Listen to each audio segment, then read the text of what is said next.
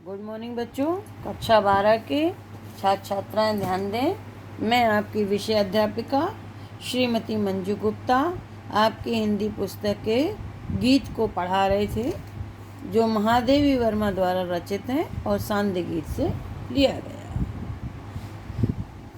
महादेवी जी अपनी साधना के मार्ग में आने वाली सभी कठिनाइयों का उल्लेख करती हैं और वे अपने मन से ये भी कहती हैं कि इन कठिनाइयों को देखकर तू घबराना मत, तू आलस मत करना, क्योंकि तेरे लिए आलस उचित नहीं।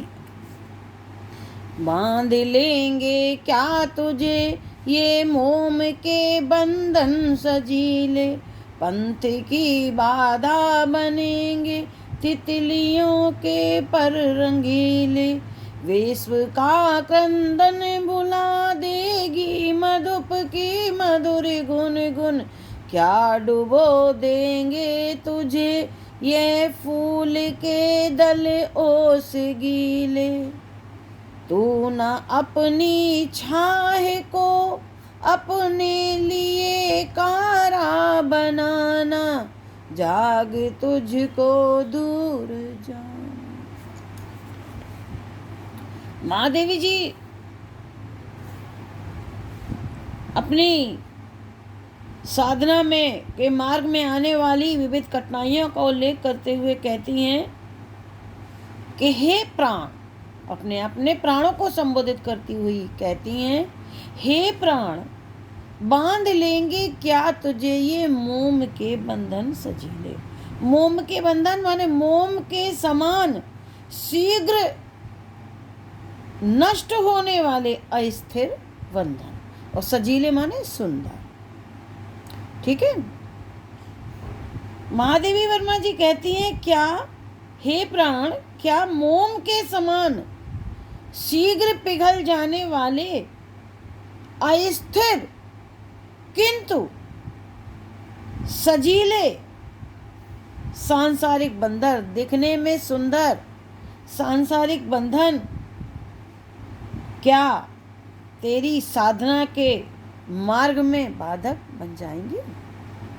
महादेवी वर्मा जी अपने प्राणों को संबोधित करते हुए कहती हैं, हे प्राण, क्या मोम के समान दिखने वाले अस्थिर शीघ्र पिघल जाने वाले किंतु इस सजीले माने परंतु ये सांसारिक बंधन देखने में सुंदर होते हैं, क्या ये बंधन तेरे मार्ग की बाधा बन जाएंगे, तुझे तेरे साधना के मार्ग का से विचलित कर देंगे। पंथ की बाधा बनेंगे तितलियों के पर रंगीले। तितलियां माने तितलियों के समान रंगीन संसार, पंथ की बाधा बनेंगे तितलियों के पर रंगीले।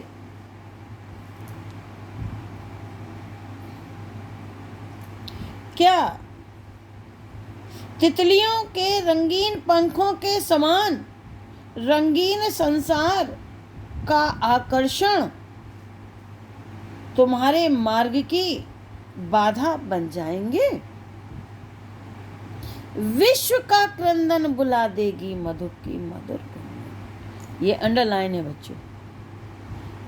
विश्व का क्रंदन बुला देगी मधुप की मधुर गुनगुन, क्या डुबो देंगे तुझे ये फूल के दल ओस गीले। विश्व का क्रंदन, क्रंदन माने रुदन, मधुप माने भौरे, गुनगुन माने गुनगुनाहट। आगे देखिए, क्या भौरों का की मधुर गुनगुनाहट, क्या मोरों का मधुर गुंजार संसार के करुण क्रंदन को अर्थात करुणा से भरे स्वर को, रुदन को सुनने से तुझे रोक सकेंगे। क्या मोरों की मधुर गुनगुनाहट और संसार की करुणा, संसार का करुण क्रंदन क्या तुझे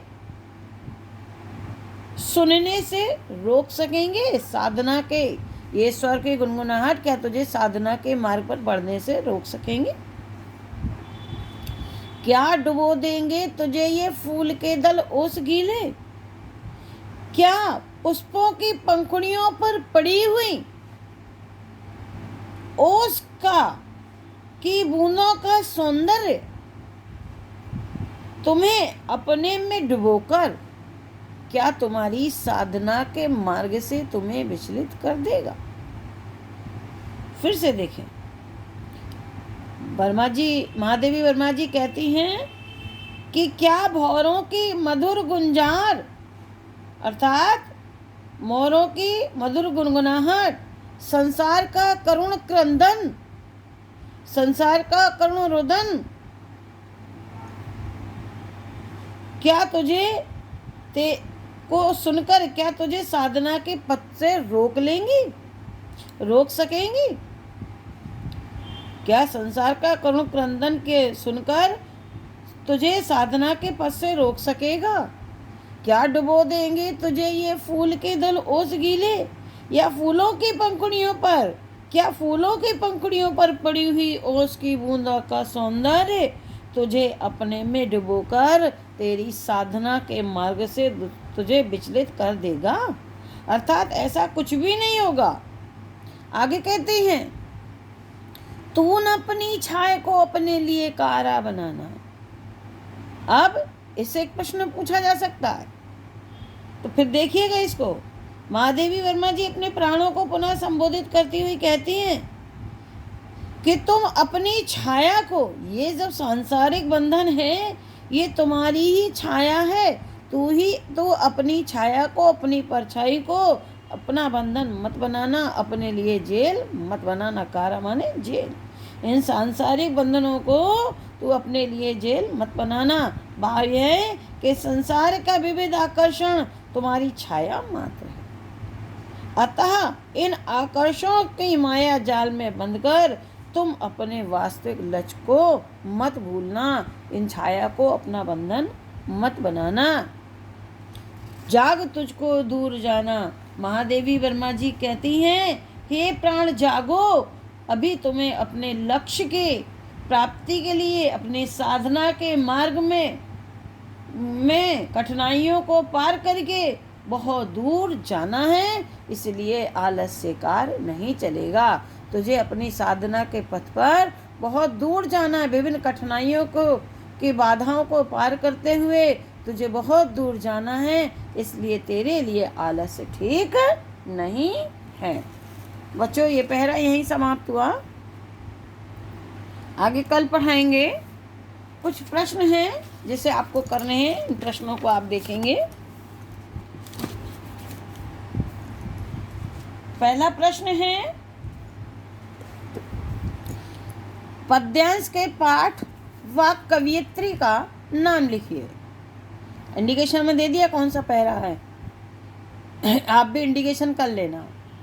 तो पद्यांश के पाठ का नाम है गीत नंबर 1, जो सांदगीत से लिया गया है, लेखिका है महादेवी वर्मा।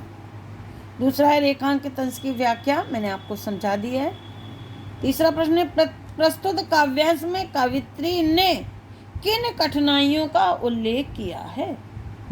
उत्तर में लिखेंगे, प्रस्तुत काव्यांश में कवित्री ने अपने साधना के पथ में आने वाली कठिनाइयों का उल्लेख किया है।